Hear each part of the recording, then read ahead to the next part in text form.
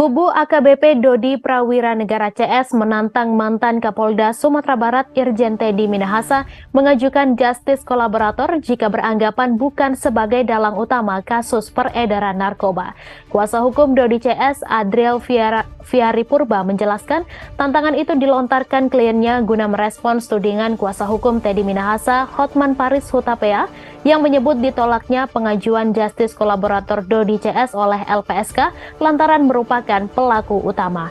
Padahal dalam keterangannya LPSK justru menilai keterangan Dodi CS dinilai penting untuk mengungkap kasus peredaran narkoba yang menjerat Teddy Minahasa.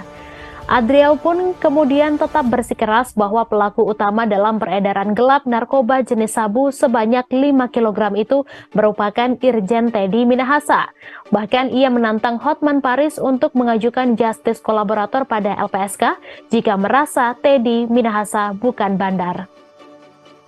Kemudian Adriel balik menuding Teddy Minahasa lah sebagai bandar dalam kasus narkoba ini.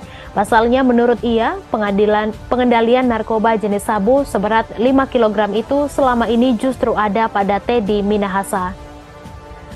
Adriel melanjutkan, meski permohonan justice kolaborator kliennya itu berujung penolakan dari LPSK, ia mengaku tetap mengapresiasi keputusan tersebut.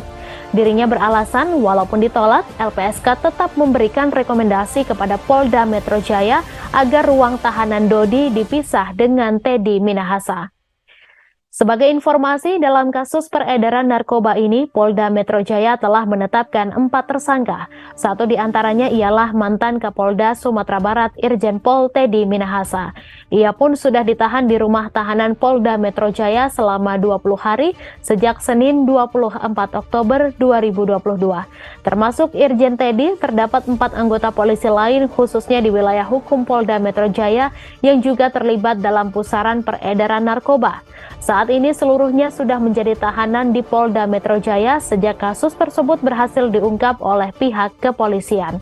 Adapun 4 anggota Polri yang saat ini tengah menjalani penahanan di Polda Metro Jaya, yakni pertama AKBP Dodi Prawira Negara, mantan Kapolres Bukit Tinggi Polda Sumatera Barat, kedua Kompol Kasranto Kapolsek Kalibaru Tanjung Priok, ketiga Aibtu Janto Situmorang Sat Narkoba Jakarta Barat, kemudian keempat Aibda Ahmad Darmawan Polsek Kalibaru. Sebelumnya, kuasa hukum AKBP Dodi CS Adriel Purba menjelaskan petugas LPSK telah menemui 3 kliennya itu di Polres Metro Jakarta Selatan dan melakukan pertemuan selama 4 jam. Kendati demikian, meski disebut berkas yang diajukan telah lengkap, pihak LPSK masih harus mendalami dan menelaah perihal berkas yang sudah diberikan tersebut. Terkait hal ini, ia pun berharap LPSK bisa mengabulkan permohonan justice kolaborator yang telah diajukan oleh ketiga kliennya itu guna kepentingan pengungkapan kasus yang saat ini membelit ketiganya. Menurutnya, perlindungan dari LPSK penting bagi kliennya guna mempermudah dalam proses pengungkapan kasus narkoba yang juga membelit Irjen Teddy Minahasa. Namun terkini diketahui bahwa permohonan pihak kuasa hukum untuk menjadikan Dedi sebagai justice kolaborator justru ditolak oleh LPSK. Lembaga Perlindungan Saksi dan Korban, LPSK, menolak permohonan justice kolaborator, JC, AKBP Dodi Prawira Negara, CS. LPSK menyampaikan permohonan JC yang diajukan AKBP Dodi CS tak memenuhi syarat. Syahrial mengatakan pihaknya menolak permohonan justice kolaborator Dodi CS lantaran tidak memenuhi persyaratan sebagaimana diatur dalam Undang-Undang Nomor 31 Tahun 2014 tentang LPSK. Lembaga Perlindungan Saksi Korban atau LPSK memutuskan menolak permohonan justice kolaborator yang diajukan tersangka AKBP Dodi Prawira Negara, Syamsul Ma'arif, dan Linda Pujiastuti. Adapun ketiganya adalah tersangka dalam kasus narkoba yang menyeret mantan Kapolda Sumatera Barat, Irjen Pol Teddy Minahasa. Pertimbangan LPSK menolak permohonan para tersangka tersebut sebagai saksi pelaku karena permohonan yang diajukan tak memenuhi persyaratan ketentuan pasal 28 ayat 2 Undang-Undang Nomor 31 Tahun 2014 tentang Lembaga Perlindungan Saksi dan Korban. Selain menolak permohonan sebagai saksi pelaku, LPSK menyampaikan rekomendasi kepada penegak hukum, penyidik Polda Metro Jaya, dan penuntut umum Kejaksaan Tinggi DKI Jakarta agar perkara ini mendapatkan perhatian serta penanganan secara khusus, yakni dengan memisahkan para pemohon dengan tempat penahanan Teddy Minahasa, serta menjamin keamanan para pemohon selama berada dalam tahanan. Selain menolak permohonan sebagai saksi pelaku, LPSK menyampaikan rekomendasi kepada penegak hukum tersebut.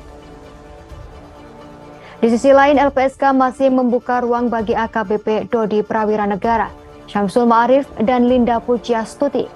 Dalam hal ini untuk mengajukan permohonan perlindungan dalam kapasitasnya atau status hukumnya sebagai saksi pada berkas perkara dengan Teddy Minahasa.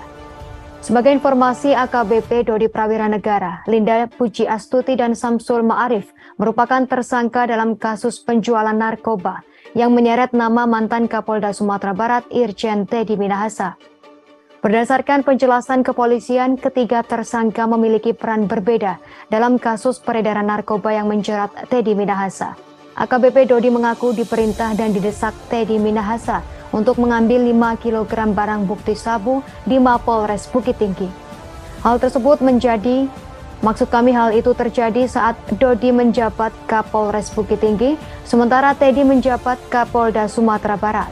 Sementara tersangka lain yakni Linda berperan menyimpan sabu yang didapat dari AKBP Dodi untuk selanjutnya diedarkan. Syamsul Ma'arif alias Arif menjadi jembatan penghubung pertemuan antara AKBP Dodi dengan Linda di Jakarta. Meski demikian, sebelumnya Adriel Fiari Purba, kuasa hukum AKBP Dodi Prawira Negara, Linda Pujiastuti, dan Syamsul Ma'arif menegaskan bahwa ketiga kliennya tersebut hanya menjalankan perintah Teddy Minahasa.